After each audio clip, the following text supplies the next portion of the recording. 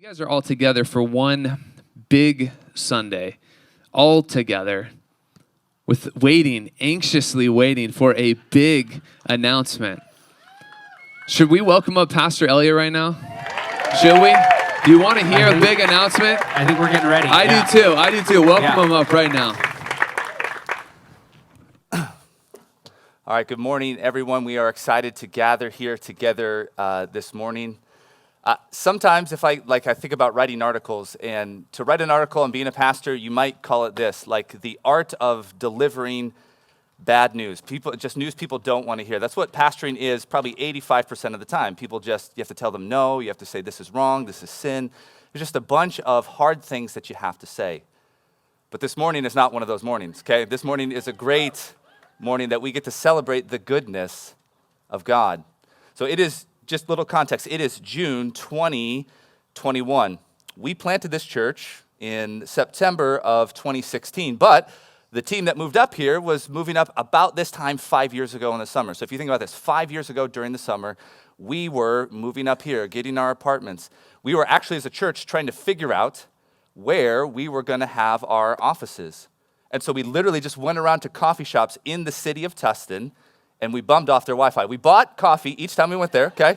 We were patrons. We were good when we were in there, and we cleaned up after our messes, but all we did was just go from coffee shop. We've been to Keene, True Brew, Lost Bean, all those different coffee shops. We just went around there trying to find a spot until we got those offices across the street. We moved in the middle of July 2016, okay? When we moved in, the AC did not work, okay? It was 108 degrees inside as we were moving stuff in, but we didn't know any better. We were just excited to have a place to do ministry. Now, over the years, if you've been over to those offices at all, you've seen those expand. Every time that an opportunity came for us to get one of those new office suites that came up, we would get those because the church needs were growing and the ministry was expanding, and we needed God to provide something, and he did so incrementally. He did so in these ways that we didn't expect, but he continued to provide for us, and so we were so thankful. But if you've been a part of our ministry at all over these past 5 years, you realize that on Sundays we rent from a school and we have the opportunity to preach the gospel there. We have a big place in the gym. We do kids ministry over there, but it's not ours.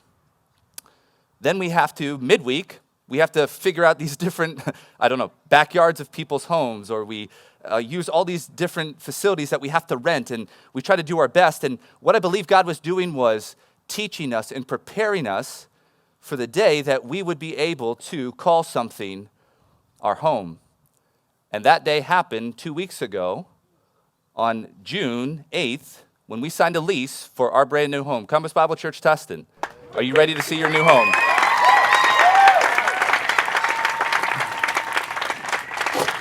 You ready for this?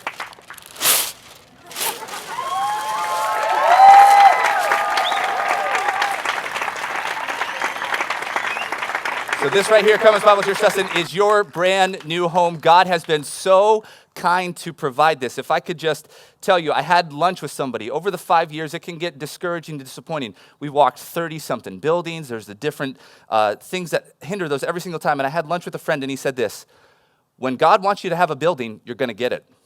When God wants it, you're going to get it. And I needed to hear that, because there are so many different ways that I can scheme, right? Proverbs 16, the heart of man plans his way, but the Lord establishes his steps. So he's going to direct us where we need to go.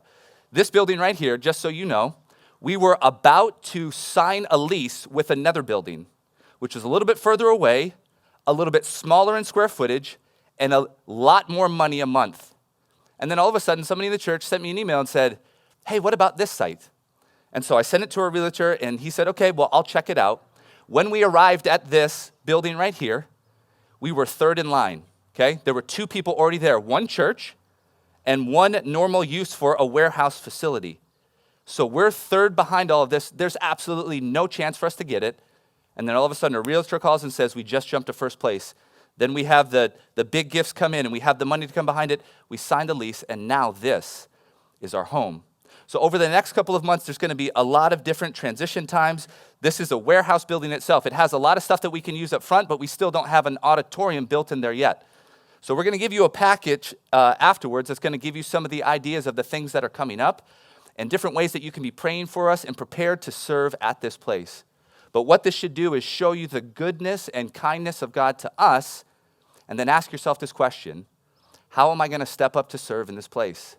Because this is a facility that should be a gospel-proclaiming, disciple-advancing factory for the honor and glory of Jesus Christ.